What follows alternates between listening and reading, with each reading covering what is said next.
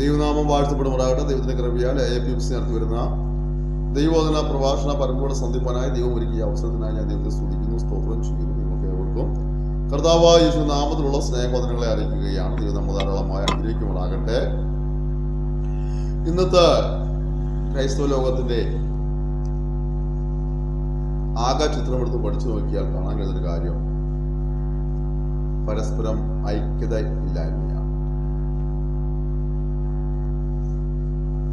കർത്താവായ യേശു ക്രിസ്തു ഭൂമിയിലായിരിക്കുമ്പോൾ ഇങ്ങനെ പ്രാർത്ഥിച്ചു, പിതാവേ, ഞാനും നീയും ഒന്നായിരിക്കുന്നത് പോലെ അവരും ഒന്നാകേണ്ടതിന് എന്ന് കർത്താവായ യേശു പ്രാർത്ഥിച്ചു.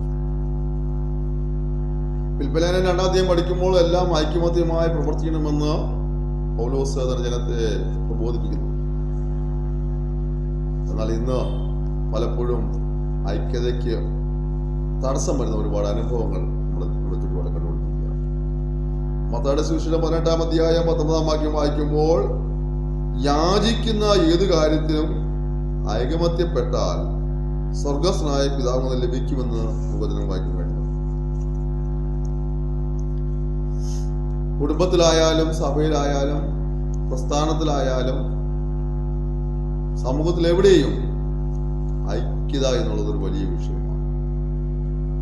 അതിൽ ഐക്യമായി നിന്നാൽ വിജയം കൈവരിക്കാൻ കഴിയുന്ന ശത്രുവിനെ അറിയാമെന്നുള്ളത് കൊണ്ട് തന്നെ ഐക്യതയെ കെടുത്തിക്കളയുന്ന നിലവിലുള്ള വിഷയങ്ങളെ അവൻ കുടുംബാന്തരീക്ഷത്തിൽ സൃഷ്ടിക്കുന്നു, സഭകളിൽ സൃഷ്ടിക്കുന്നു, പ്രസ്ഥാനങ്ങളിൽ സൃഷ്ടിക്കുന്നു. അപ്പോൾ അതുകൊണ്ട് സംഭവിക്കുന്ന ഐക്യത നഷ്ടപ്പെട്ടു കഴിയുമ്പോൾ ഒരുമിച്ച് പ്രാർത്ഥിക്കേണ്ട, ഒരുമിച്ച് പ്രവർത്തിക്കേണ്ട പലരും വിഘടിച്ചു നിൽക്കുന്നു. ഈ വിഘടനം സർവനാശത്തിലേക്ക് എത്തിക്കാനിടയായിത്തീരും. നിൽക്കുന്ന പ്രിയപ്പെട്ടവരെ, കാലം അധർമ്മത്തിലൂടെ, അനീതിയിലൂടെ, പാപത്തിന്റെ ആഴങ്ങളിലേക്ക് കുതിച്ചു വാങ്ങിക്കൊണ്ടിരിക്കുന്ന കാലഘട്ടത്തിൽ ആയിരക്കണക്കിന് കോടിക്കണക്കിന് ജനങ്ങൾ പാപത്തിന്റെ ശിക്ഷയായ നിത്യ മരണത്തിലേക്ക് കത്തുന്ന തീപ്പൊയിലേക്ക് പാഞ്ഞുകൊണ്ടിരിക്കുന്ന ഈ കാലയളവിൽ ദൈവസഭ ഐക്യമായി ദേശത്തിന് വിടുതലിന് വേണ്ടി അവരവരായിരിക്കുന്ന സംസ്ഥാനങ്ങളുടെയും രാജ്യത്തിന്റെയും ഒക്കെ വിടുതലിന് വേണ്ടി പ്രാർത്ഥിക്കുവാൻ വിധിക്കപ്പെട്ടവരാണ്. അതിൽ പരസ്പരമുള്ള ഐക്യത നഷ്ടപ്പെട്ടതിന്റെ പേരിൽ കുടുംബത്തിലോ സഭയിലോ ദേശത്തോ ദൈവപ്രവൃത്തി കാണുവാൻ കഴിയാതെ നാം ഇന്ന് നിർജീവ അവസ്ഥയിലായിരിക്കുകയാണ്. നമുക്ക് ശാന്തമായി നമ്മളോട് തന്നെ ചോദിക്കുക, എന്താണ് എൻ്റെ കുടുംബത്തിൽ ഐക്യത നഷ്ടപ്പെടുന്ന കാര്യങ്ങൾ? എന്താണ് എൻ്റെ സഭയിൽ ഐക്യത നഷ്ടപ്പെടുന്ന കാരണങ്ങൾ? എന്താണ് എൻ്റെ പ്രസ്ഥാനത്തിൽ ഐക്യത നഷ്ടപ്പെടുന്ന കാരണങ്ങൾ? അവയെ കണ്ടുപിടിച്ച് തിരുത്തുവാൻ, ഏറ്റുപറയുവാൻ, ഉപേക്ഷിക്കുവാൻ, ക്രമീകരണം വരുത്തുവാൻ നിങ്ങൾക്ക് മനസ്സുണ്ടെങ്കിൽ ഇന്നലകളിൽ മറുപടി ഇല്ലാതിരുന്ന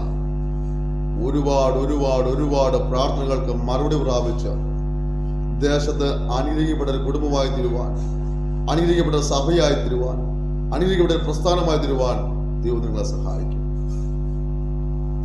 ഒരുമിച്ച് ഐക്യതയോടെ നിൽക്കുവാൻ കഴിയാതെ കണ്ട് പിശാച് പ്രശ്നങ്ങളെ ഊതിപ്പെരിപ്പിച്ച് ഐക്യതയെ കളയുവാനായിട്ട് വരുമ്പോൾ ഓർക്കുക, ഇത് ദൈവിക അനുഭവമല്ല, മറിച്ച് പൈശാചിക തന്ത്രമാണ്. ദൈവം നിങ്ങൾ ഒരുമിച്ച് നിൽക്കുവാൻ ആഗ്രഹിക്കുന്നു, നിങ്ങൾ ഐക്യമായി നിൽക്കുവാൻ ആഗ്രഹിക്കുന്നു, ഐക്യമായി പ്രാർത്ഥിക്കുവാൻ ആഗ്രഹിക്കുന്നു. ഐക്യമായി നിന്നുകൊണ്ട് പ്രാർത്ഥനയുടെ മറുപടികൾ പ്രാപിച്ച്, വിടുതൽ പ്രാപിച്ച്, ആശ്വാസം പ്രാപിച്ച്, അനുഗ്രഹം പ്രാപിച്ച് ദേശത്ത് യഹോവയെ സേവിക്കുന്നവനും സേവിക്കാത്തവനും തമ്മിലുള്ള വ്യത്യാസം കാണുവാൻ തന്റെ പ്രവൃത്തിയെ വെളിപ്പെടുത്തുന്ന ജനത്തെ ആദരിപ്പാൻ ദൈവം ആഗ്രഹിക്കുകയാണ്.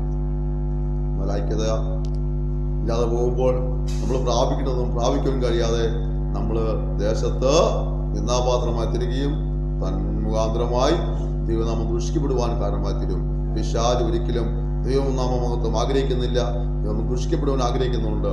കുടുംബങ്ങളിൽ, സഭകളിലൊക്കെയും അവൻ അത്തരത്തിലുള്ള പ്രസ്ഥാനങ്ങളിൽ പോലും അവൻ അത്തരത്തിലുള്ള തന്നെ പ്രവൃത്തി വെളിപ്പെടുത്തുമ്പോൾ ഓർക്കുക, നീ ദൈവത്തെ മഹത്വപ്പെടുത്താൻ വിളിക്കപ്പെടുവാനാണ്.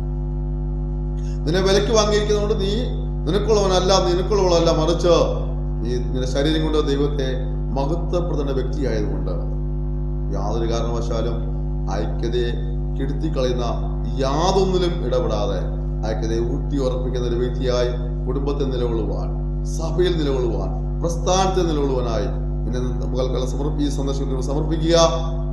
അങ്ങനെ ഐക്യതയോട് നിന്ന് പ്രാർത്ഥിച്ചു വലിയ വിടുതലുകൾ പ്രാപിപ്പാൻ കർത്താവിനെ സഹായിക്കണമെന്ന് എൻ്റെ വാക്ക് അവസാനിപ്പിക്കുന്നു. ഈ വചനങ്ങളാൽ ദൈവം നമ്മെ അനുഗ്രഹിക്കുമാറാകട്ടെ. നിങ്ങൾ ക്ഷമയോടെ സന്ദേശം ശ്രമിച്ചതിനായി നന്ദി പറയുന്നു. നിങ്ങളുടെ ജീവിതത്തിൽ നിങ്ങൾ അലട്ടുന്ന വിഷയങ്ങളിൽ മേലൊരു പ്രാർത്ഥന സഹായം ആവശ്യമാണെങ്കിൽ അതിനെ കൂടുതലായി പഠിക്കാൻ താല്പര്യമുണ്ടെങ്കിലൊക്കെ ഞങ്ങളെ വിളിക്കുകയാണ്. Phone number 94 46 620 645 94 46 620 645. നിങ്ങൾക്ക് ഈ സന്ദേശങ്ങൾ യൂട്യൂബിൽ AMUPC channel message of God എന്ന് ടൈപ്പ് ചെയ്താൽ ആ മാധ്യമത്തിലൂടെ സന്ദേശം കേൾക്കാൻ കഴിയും. നിങ്ങളുടെ വാട്സപ്പ് നമ്പർ അയച്ചു തന്നാൽ ഞങ്ങൾ വാട്സപ്പിലൂടെ ഈ സന്ദേശം നിങ്ങൾക്ക് അയച്ചു തരാൻ ശ്രമിക്കുന്നതാണ്. ഇതുപോലുള്ള ചെറിയ ചെറിയ വീഡിയോ ക്ലിപ്സ് ഞങ്ങളിൽ ഒരുപാടുണ്ട്. നിങ്ങൾ അയച്ചു തരാൻ ആഗ്രഹിക്കുന്നു. നിങ്ങളുടെ സ്നേഹിതർക്കും ഈ പ്രവർത്തനത്തെ പരിചയപ്പെടുത്തുക. നിങ്ങൾ ശുശ്രൂഷയെ ഓർത്ത് പ്രാർത്ഥിക്കുന്ന നേരത്തെ ആശ്വാസമായി തരുവാനായിട്ട് ഞങ്ങളെ ഓർത്ത് പ്രാർത്ഥിക്കുന്ന അപേക്ഷിക്കുന്നു. ദൈവം ധാരാളമായി അനുഗ്രഹിക്കുമാറാകട്ടെ.